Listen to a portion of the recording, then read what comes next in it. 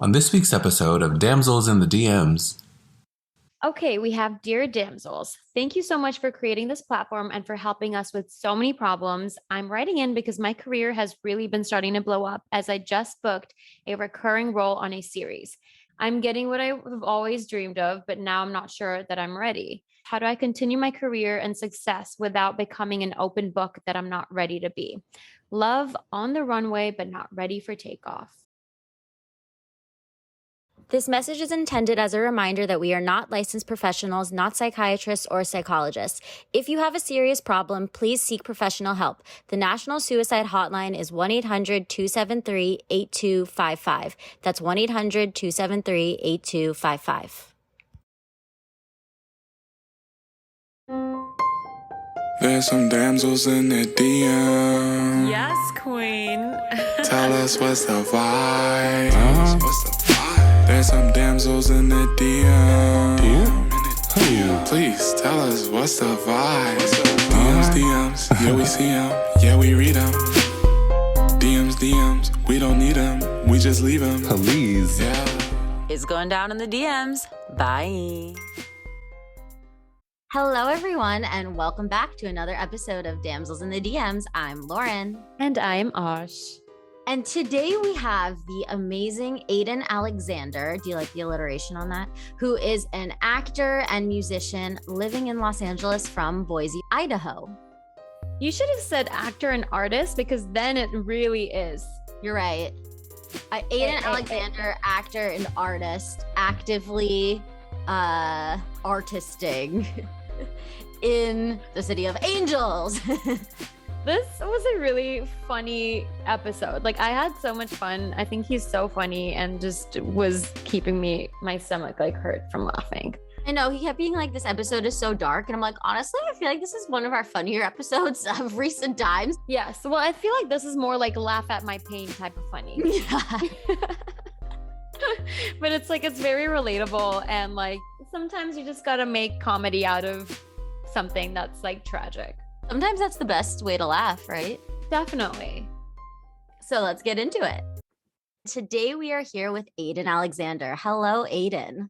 Hey guys, I'm so excited to be here. This is We're so so cool. excited to have you. I'm like I'm quite literally inside a podcast right now. It's like an out of body experience.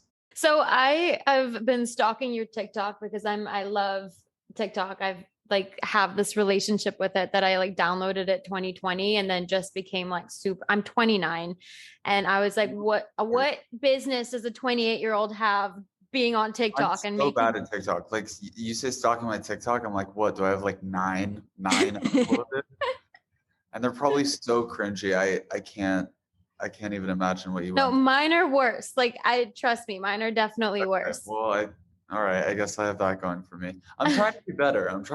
Like I posted one or two yesterday, which is like definitely beating my Instagram odds of posting once every 3 months. So I don't think I've posted a TikTok in literally a year. I like had my 2020 and I was like, yeah, this is it. Like, I'm going to like, TikTok's going to be it for me. And then I'm like, I can't keep up. Like people are way too funny and they're just so creative. And I'm like, no, it's not for me. They do. I'm not like coordinated enough to like do those weird wraparound things.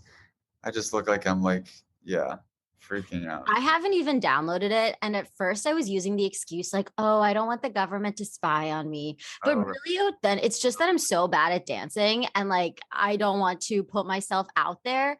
And then I just feel like the other trends, like it would just be time consuming and I don't even want to give it a go because I just feel like I'm going to be so bad at it. My dancing is absolutely unparalleled in the worst way. So I understand. It's like I was lit ablaze. Like I'm truly trying to like get fire off of my body. That's what my dance. I had an audition recently that involved dancing and I told my boyfriend and I was like, yeah, like I think I'm going to take a class, like maybe get some instruction. Like it'll be good. Like I'm going to go all. And he was like, honestly, I think you should just tell your manager you can't do it.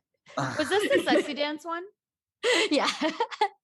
Not the sexy. But I booked That's it, which is sexy a dance. weird thing. But Well- they didn't have me dance. So like they understood what the limitations were. Have you shot it yet? Have you shot the said sexy dance? Because what if they're like, oh God, We should have asked her if she could do the sexy dance in front of us. So please tell us about you, your background, and how you got to where you are today.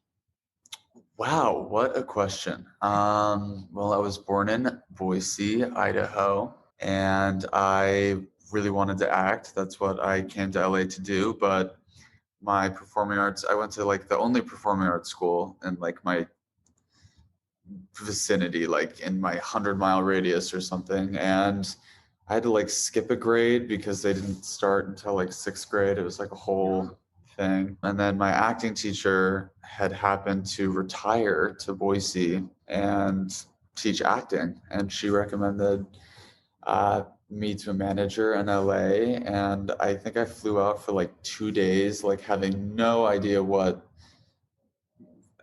how anything happened. And I had like an audition for some movie, and keep in mind, I didn't even know what like an audition was. I was like going in there, just, whatever. And I got it, and I had to go shoot in Texas.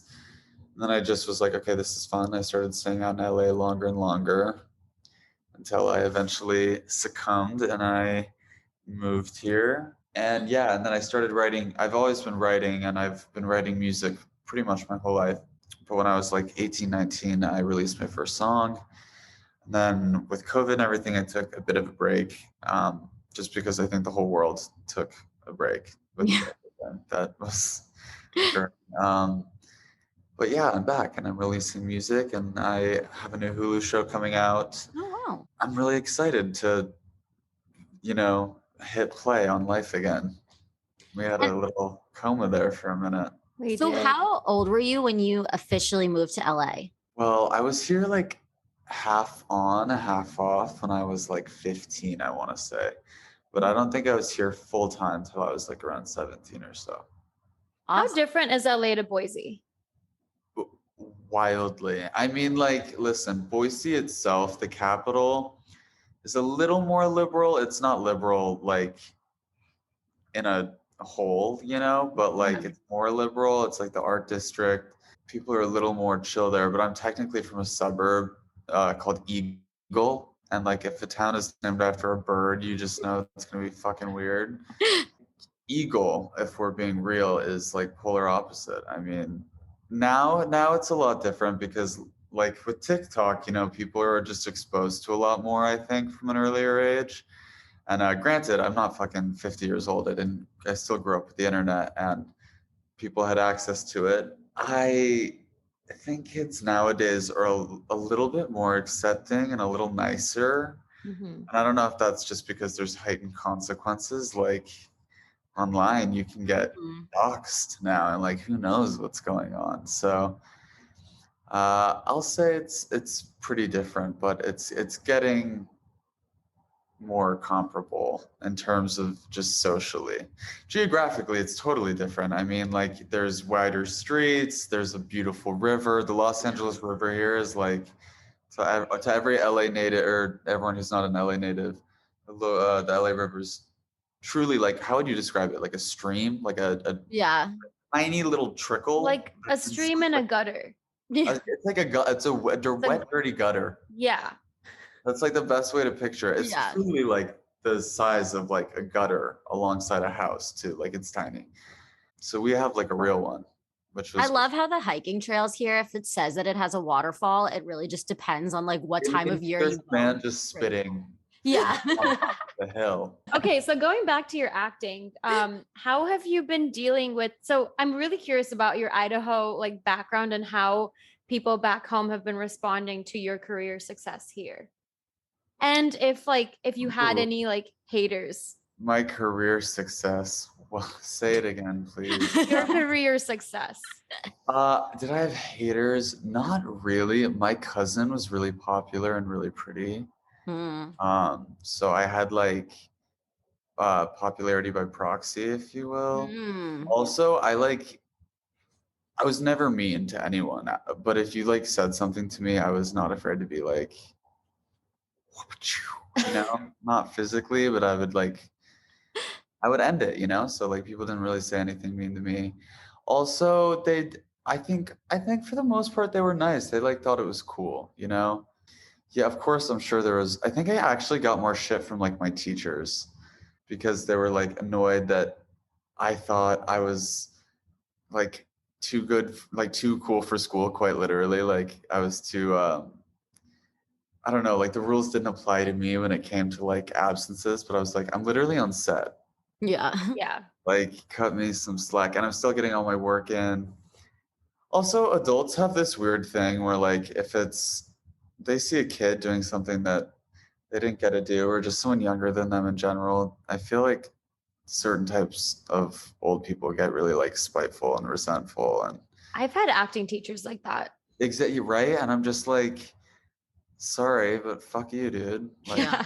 like I'm sorry that I'm Literally, alive. like, isn't this what you want? Like, Yeah, don't you want you your do. students to succeed? And I totally. It's funny you say that with acting teachers. I've totally had that, and I'm like, I'm paying you for you to be a dick to me. Like, I'm all for constructive criticism. Don't get me wrong. Like, I am sure I will do a scene and be like, everyone around me is like, excuse me, what did you think you were accomplishing with that choice? Yeah.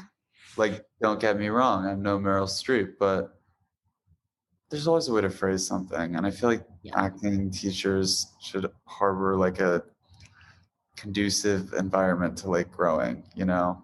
And I don't 100%. know, did you watch Barry? with Bill Hader, Yes. a little bit of it.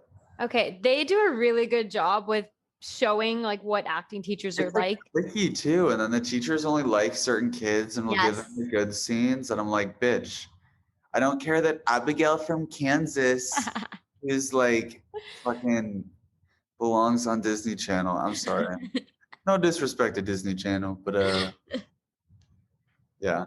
I agree with you, is what I'm saying. It's also funny when you see acting teachers competitive with other acting teachers. Like I've been in acting classes where the acting teacher will be talking shit about like a All the different time. acting Yeah. teacher. Yeah. Man, I kind of live for the drama. I'm like, you're 65 and you're still going. You're still Yeah. gossiping.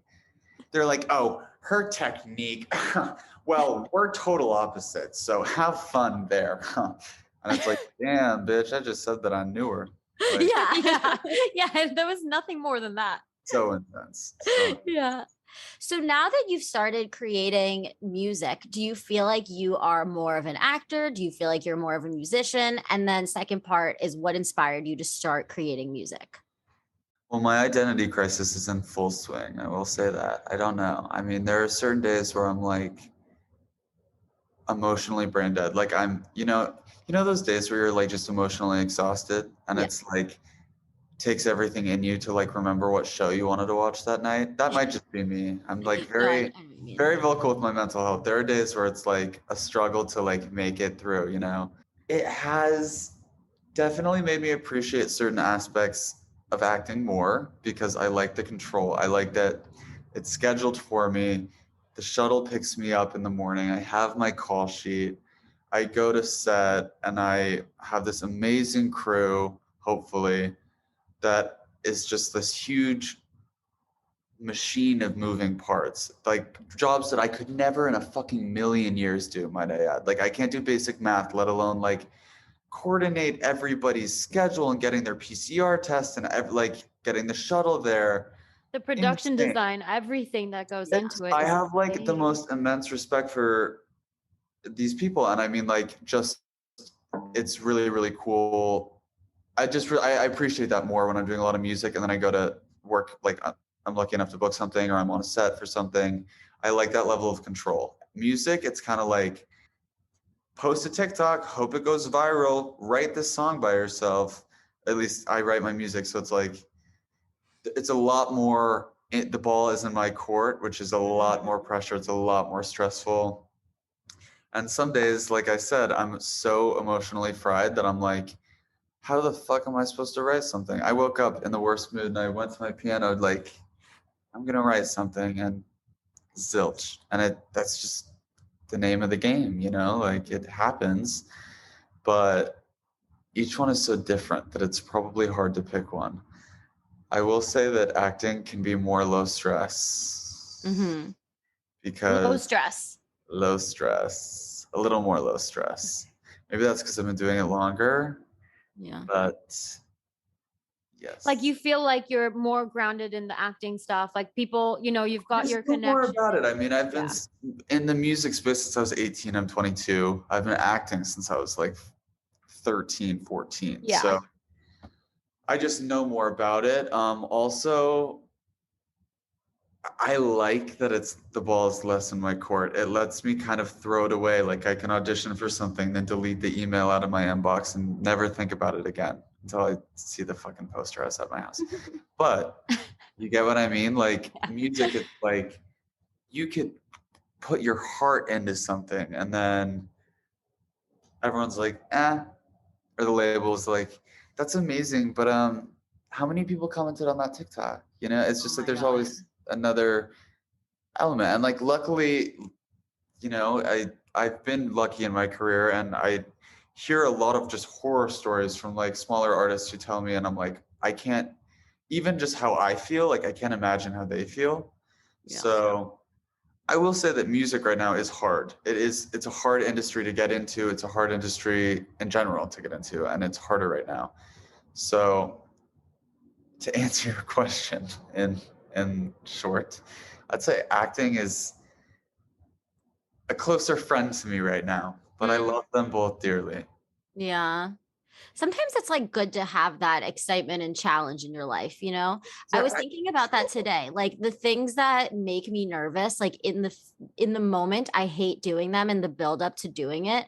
But if I didn't have anything that made me nervous or challenged me, like my life would be so boring. True. And also like sometimes something will happen to me, and this is so hallmark card of me, but like it's true. Something will happen and I'll be like, wow, I got over that. So when something happens in the future, I'm like, well, I thought that I was going to die and I didn't die when that happened. So as President Kelly Clarkson said, what doesn't kill you makes you stronger. It's true. True. Cheers to that. Whoever put that down in a birthday card did it for a reason. They made it spilled. It's crazy to me how now, like to get your music out, it's like put a TikTok out of it. Like I assumed that you would be like, making an album and then you send it to a record label. Well, typically that's how it went. But how the tides have changed. Now they want like a viral TikTok, also your firstborn child, which is fine. It's like kids and I don't get along too well. You can have my child. You can just have it. I don't want anything from you. Just take it. I'm like, please. I'm like, just like forcing it on people. It's like when Goodwill like doesn't accept donations that day and you're just like begging them. Oh, that's me all the time because I don't want it in my car. I'm like, please. Well, Lauren and I, we always talk about how this career is super self-motivating, and you're not working a 9 to 5 where someone's already got all of this stuff for you, or like, it's a structured thing. Right. And since you did mention mental health, what are things that you are doing for yourself that keeps you grounded and keeps you like the least bit mentally stable? I'm so not the person to ask this. I'm like screaming to a lot of pillows. That's what I do. No, but that's a way. That's a coping mechanism. Like that works. That TikTok of Julia Fox going, yeah. So that's me right now.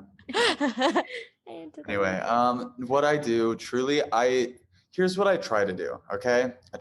If it's like a really bad day and I'm like miserable, I try my hardest to like, luckily I'm in a place that has a beach. If you don't, I recommend a large body of water. No, I'm not about to tell you to drown yourself, but I get it. It's tempting. I try to just sit and like either at the beach or just in nature and ground myself. I'll try to go on walks. I'll take my dog on like a horrendous amount of walks. He is up for it. Just because I'm like, I need to get out.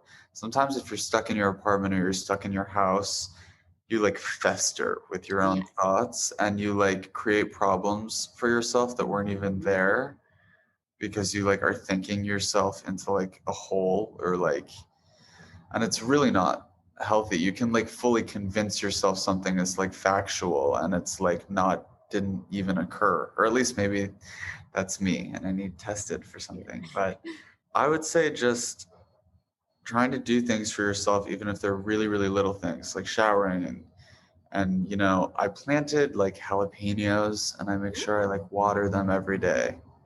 Oh, Yeah. So like I like that. just doing little things that like make you happy. I have an orchid. Like, look at me. Wow. I can't be too mentally unstable. My orchid's alive. So thank you. I would just say another thing, this might be kind of awful advice and whatever, but like just do whatever the fuck you want, truly. I realized I saw this photo of space the other day, and it's so vast and crazy, and we're so small. Like, Yeah. we're gonna be dead before you know it. And I don't mean that in a morbid way. Just do whatever the fuck you want. As long as you're not hurting anyone or making somebody feel bad, just do what the fuck you want. That's Yeah. it. I love that. Better. If it makes you feel better, it makes you feel better. Who cares? If you want to spend a day in bed and watch Netflix all day, fucking do that. Yeah. Literally. As long as you're not doing something that's gonna make your future self more unhappy, just do whatever the fuck you want. Who cares? Don't let somebody else tell you what you got to do with your life and your body and your everything. Agreed. So we are a dating podcast, and we want to hear a little bit about your dating life and how that's been while managing this very busy career that you have of being an actor and a musician. I'm already schwitzing. What was the question? How do I manage it? I don't. Very, very poorly. You know what my advice is? Never date an actor. Yeah, no, Oh. I give that advice all the time. That's all my advice on the subject. You know what? I've said that a lot, right? And then I got into something with an actor and I was like, no, like, here we go. You And then dated it was two actors. two back to Gosh, back. Don't even lie. Literally Yeah. back to back. Well, When after the first one, I was like, lucky no, you. never again. We're never doing this ever again. And then literally a week later, another actor comes in. I'm like, no. And that she's didn't work all out. she does for them is she's their self-tape reader. I help them with their self-tapes. Oh, You want to come over and we'll cook dinner and I you have- can help me I with the have- self-tape? made sure that somebody is submitted and sent out for something I go out for. I'm like the least competitive person in the world, to be clear. Like, I want everyone to succeed. No, those actors, they're sick. They're twisted. They're not built like, no, they're wrong. Don't do it. Yeah. You got lucky. They're sick. I did get lucky because it was a short span. It was very short-lived, like a couple months, See, like very maybe that's short. why. Maybe that's why it's short. You're like, actually, he died.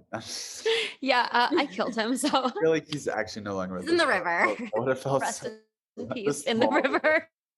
You had to like cram him in there and then like jump on his body like a suitcase. Oh God, that got dark. Yeah, no, my advice. Well, you didn't even ask for advice. I don't manage it. That's how I answer your question. And did you manage it date poorly. in Idaho, or did you start dating when you were here? Because you were so young when you were in I was so young. I mean, I do remember. This is so weird. I dated two girls with boy names. I don't know if that was like foreshadowing of my sexual fluidity, but I dated a girl named Connor and a girl named Blake when I was like 13. Wow. Yeah, look at me. I Look think at it might be you. an Idaho thing to name girls boy names. Because they're like, oh, we wanted a boy, but so They're we're like, just we gonna wanted a do- boy. We needed him to do farm work. Now we got Blake. And then they'll like hate her if she grows up to be a lesbian, God forbid, literally. Oh my gosh. What a Um, world. It's what so a like, world. what a world. What a world we live in. I didn't really date. Like, I also just was so not interested. I was like jumping off rope swings into the river and dealing with familial crises. So that was the last thing I was really thinking about. I do remember having a really big crush on Jesse McCartney, though. Oh my God, who didn't? Literally, Yeah. who I didn't? found a printed out photo. I was like going through old photos of myself through this like bin that my mom kept, and I found like 4 photos of Jesse McCartney, and they all had tack holes in them, like they were hung up. Oh. And I'm an only child, so I was like, And I you're know like, that that's I know my mom did not hang up photos of Jesse McCartney. So that's something. Yeah, so funny. I think it's because I was obsessed with the Cinderella story growing up. Mhm. And I love that song when Sam is at the top of the stairs. And he's beautiful like, soul. best day of my life. Oh yeah. Started out like any other. I know what you're talking about. Yeah. Another girl who took my breath away. Like, you know that song? Wow. Exclusive sing along. Oh my God. I'm like tone deaf right now. I breathe through my nose. And then, so since you've been here, have most of the people you've dated been in the entertainment industry? No, actually, because I had a feeling that if I'm this fucked up, other actors are also fucked up. And turns out I was totally right about that. But no, I've dated, it's strangely enough, mostly people in finance. And that's not because I'm like money hungry, okay? Like a lot of people in finance don't actually have a lot of money yet. It's like it's like a steep climb to the top, you know? But I love intelligence. I love someone who's by the books because I'm so not that it helps me ground myself. So typically it's people in some kind of like real, not that this isn't real, but like traditional Career path. I call it a big girl job. Yeah, big girl job. Like they always Not have. that we don't have big girl jobs, but like No, we have huge girl jobs. If you think about it, we like make ourselves so emotionally vulnerable over and over and over again to get rejected. Like who in their right mind does that? No one. So if anything, we have the biggest girl jobs. We're just very we're reckless, irresponsible, crazy. I'm like, we have the most important jobs. People are doing like open heart surgery. I'm like, but what were you watching after your surgery, huh? Were you watching a movie? Like, what cheered you up? It was my cameo on Hulu, huh? Yeah, no. It was me playing Indian Dead Girl 3. Not Indian Dead Girl 3.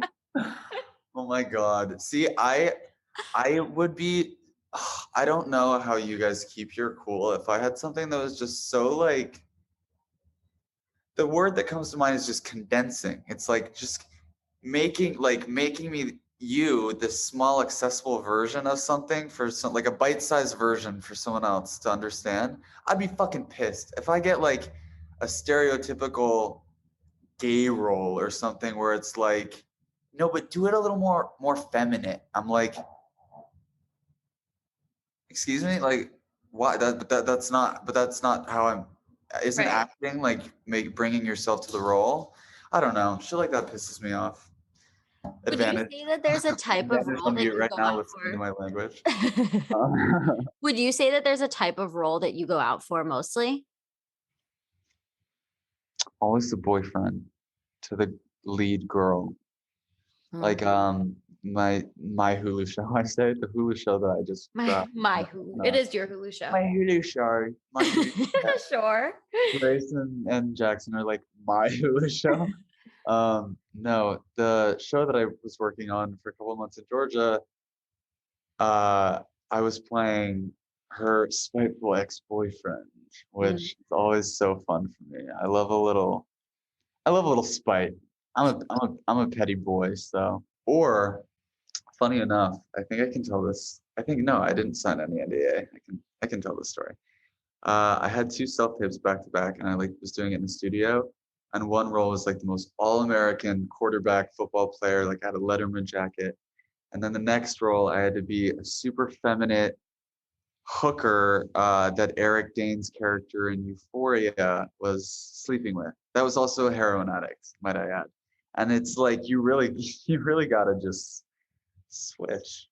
And that's when versatility is just comes in clutch, I guess. Not saying that I nailed either part by any means, but I'm just saying you never know what's gonna show up in your inbox. My next question is, do you feel like you have a type in a dating partner?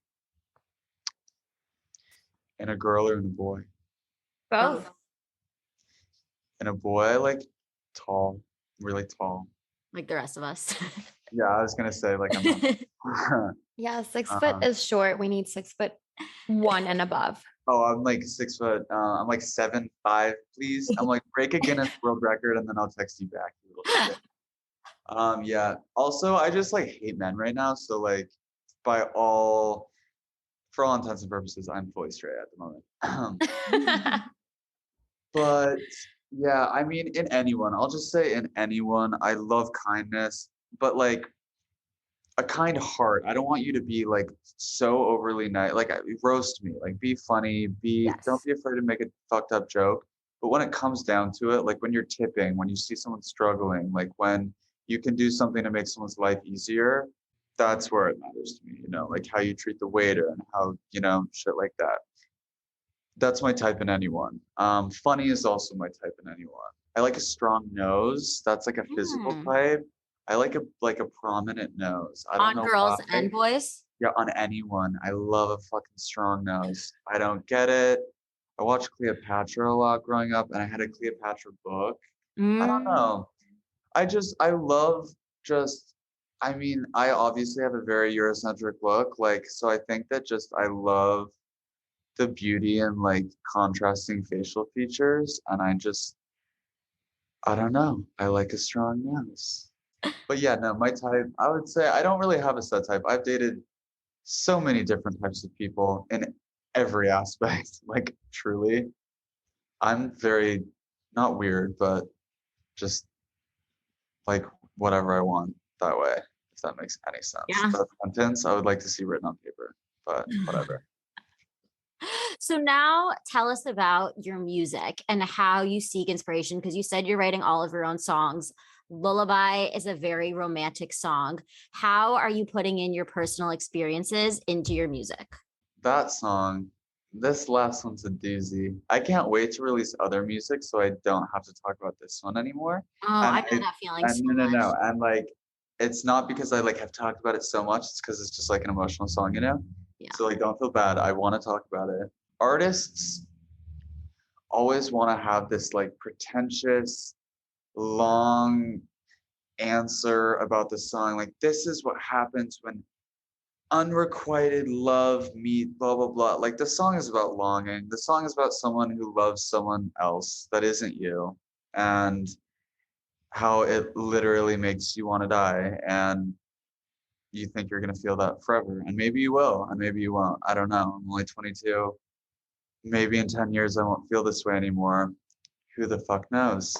But the song is about being sad. It's about loving someone and letting them go, and knowing that like part of you is always going to be there and ready to just run to them and drop everything at their beck and call. Not that that's healthy, but I'm not trying to be a health guru. I'm trying to be honest. I don't like happy music anyways. I'm always in my feels. You're lying. They're all lying. They're all lying. I'm the only person I believe is Charlie XCX. I'm like, okay, yeah, you truly are having fun. Everyone else, you're lying. And Rina Sawayama, oh, she's having fun. God, I love that girl.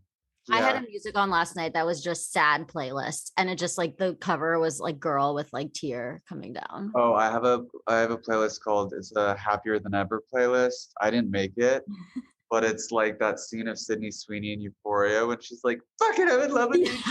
Like crying and like hysterically. And that's the cover of it, and that obviously was very enticing to me. Yeah. Me too. So I have been listening, and the girl or guy or them who runs the page updates it so geniusly and consistently. So power to the Happier Than Ever vibes person on Spotify. You really saved me the last week. But yes, I also listen to sad songs, and I dissociate in the shower, just like everyone else. Yeah. Well, I also do when I drive, I need sad songs. See, I can't cry in the car. It's so weird. It's like I cry in the car. Like, you know how you can't move like those two fingers at the same time or something? Yeah. Yeah. It's like for some reason I like I'm afraid I'm gonna crash or something, and I like can't cry. Even though I'm so sad. I try. I want a dramatic cry moment so bad in the car, but like I can't if I'm parked.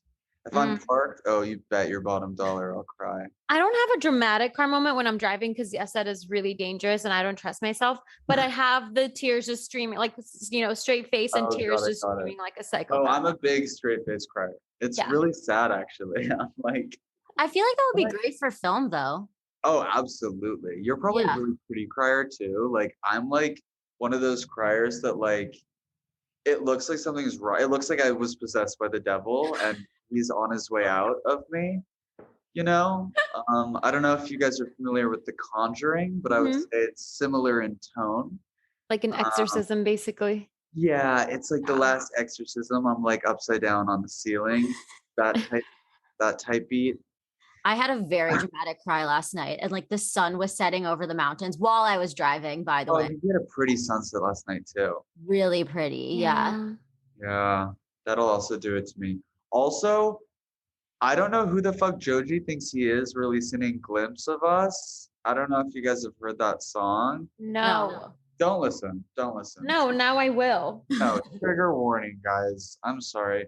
I heard that song and I was like, okay, cool. I'll just evaporate. No, I want to. I really want to. I'm in a phase right now this week that I just want to be sad girl vibes only.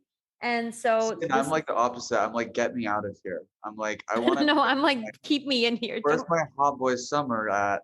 So far, it's been stolen from me, and I'm pissed. No, it's only July 21st. You can still have a hot boy What? summer. I still have time to have a hot boy summer. Yeah, do. you have all the time. Plenty of time. And you're also only 22. You have so many freaking hot boy You have summers. like the hot boy rest of your 20s. Yeah. Yeah, true.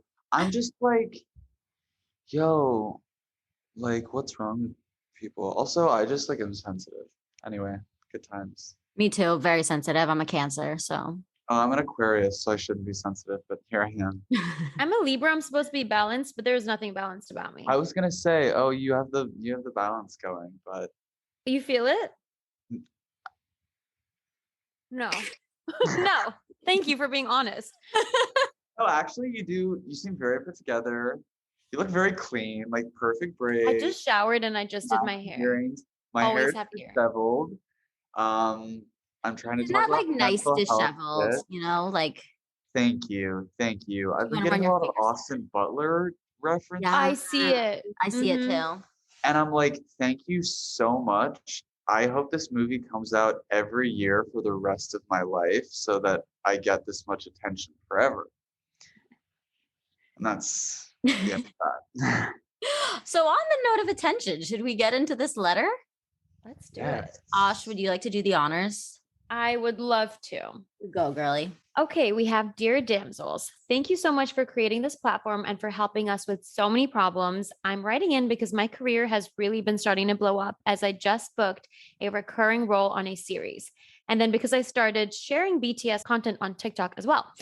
Now people have started to view me as more of a personality, and honestly, it's really scary. I'm getting what I have always dreamed of, but now I'm not sure that I'm ready. People have started DMing me, asking me to share everything from my skincare routine to my morning routine to who I'm dating to if my parents are still married. Oh God. I've always been really private and I just don't feel ready to open up about all of this. How do I continue my career and success without becoming an open book that I'm not ready to be? Love on the runway, but not ready for takeoff. I love that sign off. Oh my God. Why was that so oddly poetic? Yeah. It Mm-hmm. was. If I can just say, you don't owe anyone jack shit. That's the thing. I feel like I hate this thing where people are like, a celebrity's upset or something, and they're like, well, they asked for it. Like, this is what you get for putting your life in the spotlight. Like, no, acting or music or whatever you're doing is not concurrent with like being allowed to be picked apart and crucified. Like, it still hurts. You're still a human. Think about the person they were before they had this fame, you know? Like, they still had to do everything that you had to do for the most part. Like, my big thing is you don't owe anyone that information. Like, people have asked about my parents. That's none of their business. Like, they do not need to know that. And you can be respectful still without alienating your audience and being like rude about it. But just, you don't have to tell them anything. In terms of being seen as an influencer, I will speak to that really quickly and then let the girls talk because I'm like mansplaining over everything No, right you're now. not. We love it. That's what Yes, you're here please for. talk. But I will say that was a thing with me when I started getting a lot of like Instagram attention or stuff like that. I didn't want to be seen like primarily in that light.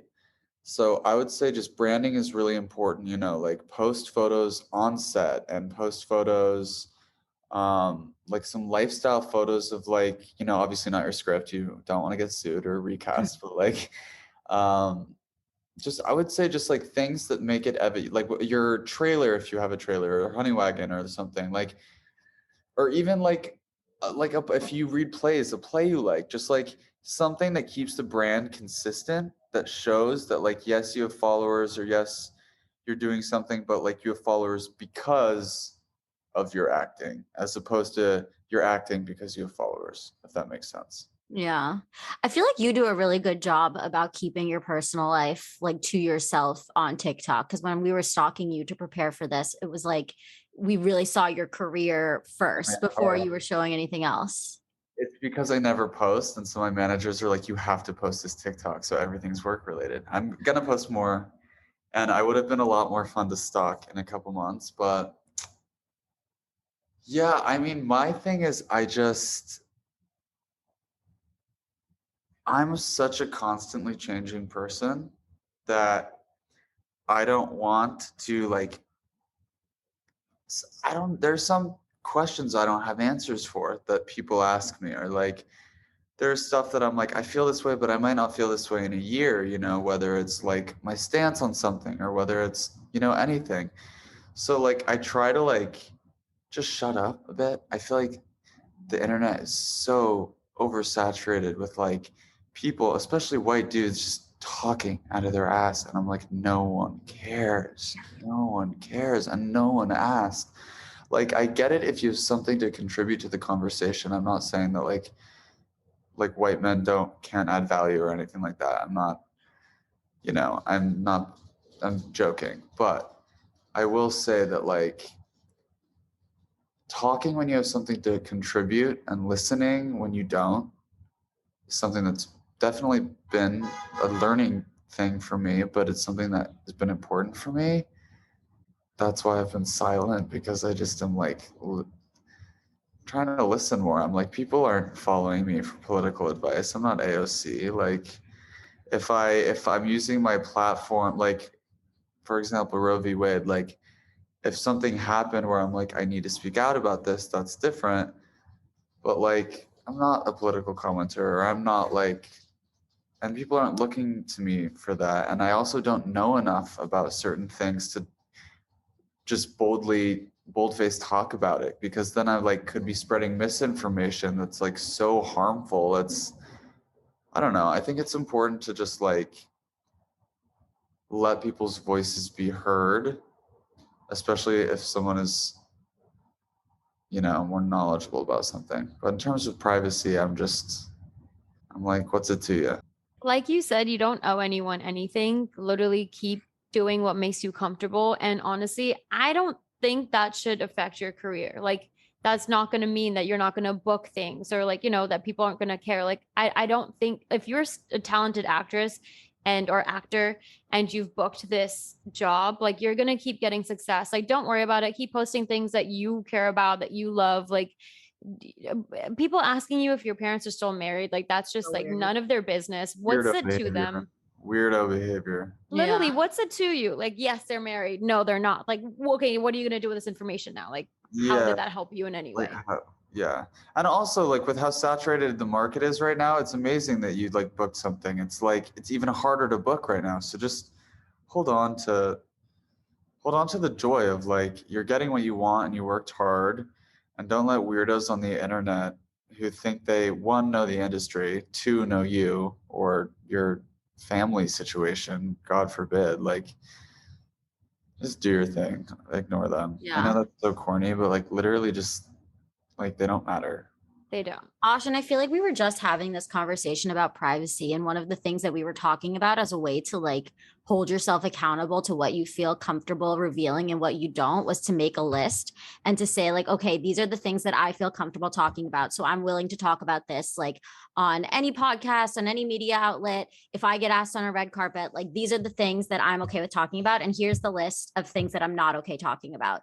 And as long as you can set that boundary for yourself and say, this is what I am comfortable speaking about on my TikTok, whether it's like about your dog or your brother, like whatever are the safe points, just focus on that and make sure to keep your boundaries in check of the things that are on your list that you don't want to talk about. Agreed. I absolutely agree with that. That's very smart. See, that's way more like analytical. Like I should make more lists. Absolutely. Because I'll like be like, I don't want to talk about that. And they're like, oh, okay. My problem is oversharing. And then Yeah. I'm like, fuck, no, I didn't want to say that. Like I literally Like, just strike spilled that, my strike. guts. I'm like, strike, go Yeah. back. Have Not homeboy live- edit everything out. Yeah. my whole interview, edit it out. Literally, me and my live interviews are not friends. But you know what? I feel like everyone thinks that like, I'm not even saying celebrity because I'm not a celebrity, but like people like in the limelight are like so like above having normal thoughts and fears and like insecurities. Like I promise it's not like that. It's not Yeah. like that. Also, it doesn't matter. Like you said, the universe is so big. We're just tiny We're a little little people on it. speck. Like nothing matters. We're Horton Hears a Who like times a bajillion. It's like it matters how you treat people and stuff like that matters, but like what you do with your life and stuff like that, like just do it makes you happy. Yeah. Wow. Look at me. Look at you sharing all of Look the at wisdom. me. I'm gonna go cry in the shower again. I'm going to go listen to that song and also cry in the shower. But with that, Aidan, thank you so much. Thank you guys, Asha and Lauren. It was so nice to meet you guys, and I really appreciate you having me on. And all you damsels out there, keep being sexy. Can you please tell everybody where they can find you, Aidan? And listen to your music. You can find me shoplifting at the local trader. No, I'm just kidding. You guys can find me on You're so funny. you can find me at Aidan, Aidan Alexander on Instagram, and at Aidan on on Twitter. I'm so good at this. And my phone number is 208. No, I'm just joking. And social security while you're at it. I would. That's the bad part. Yeah. Okay. Well, thank you guys. so much, Aidan. You were Lovely to amazing. talk to you. You guys were as well. Thank you so much. Well, you guys, that was another episode of Damsels in the DMs. Please, please, please keep writing to us. Send us your voice notes. We love hearing your voice. And also DM us because that is still available to you if you still want that. And we still have our anonymous Google form. If your message is too long for a DM, or if you want to write but continue to be anonymous, that is available on our link tree. And please subscribe and rate to us on Apple and Spotify or wherever you are listening your podcast platforms. You guys don't understand how much that helps us. So please help us. All right, everybody. Well, thank you so much for tuning in to another episode of Damsels in the DMs. Until next time, It's going down in the DMs. Bye. bye. DMs, we don't need them, we just leave them. Please. Yeah. It's going down in the DMs. Bye.